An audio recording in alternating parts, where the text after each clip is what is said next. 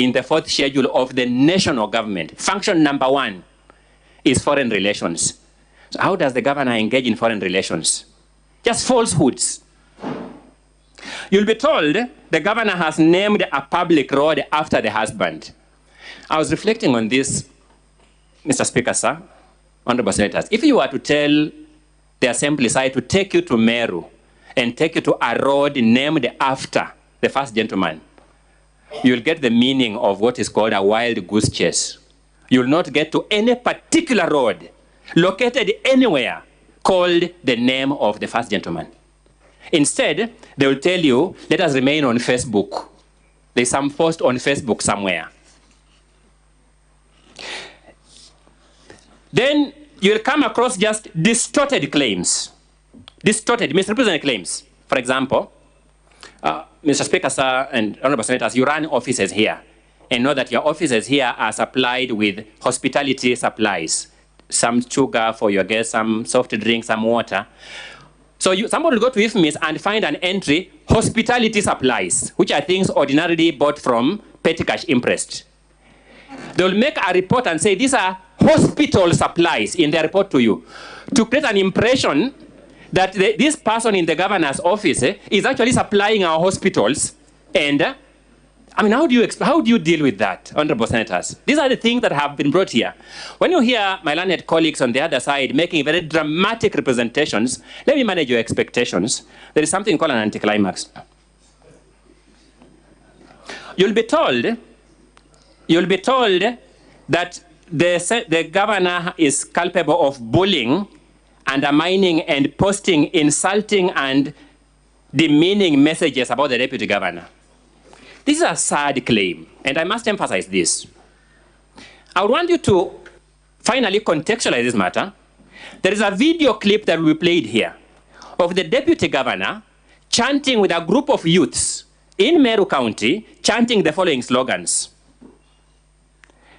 Kawira doesn't have a home, oh yay, oh yay. She doesn't have a home, oh yay, oh yay. She's a prostitute, eh yay. She's a prostitute, eh yay. Mutuma, kindly strategize, eh yay. You will see that is the video that the governor replies to. And the governor says in reply to that video that is calling her a prostitute, that I cannot be intimidated and I cannot be cowed by these childish, mannerless, mobilized people.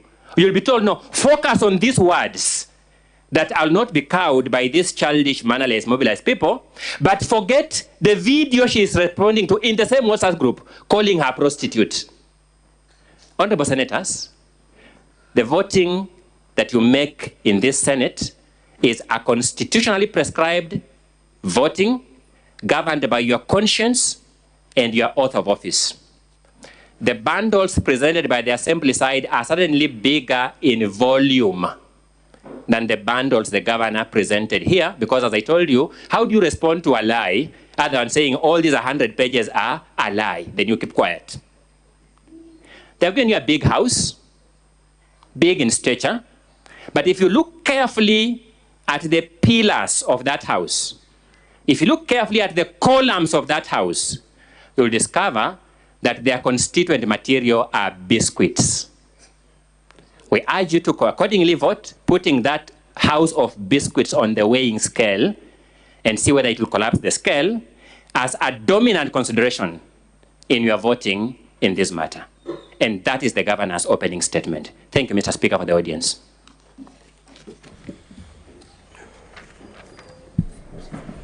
Let me take this opportunity to thank the parties for keeping to the time schedule. I believe going forward, if we keep it to the way we have expeded here now, we should be able to cover ground. Now, we are moving to adjourn the House, but just a matter of housekeeping. Lunch will be served to the parties, both the county assembly and the governor side.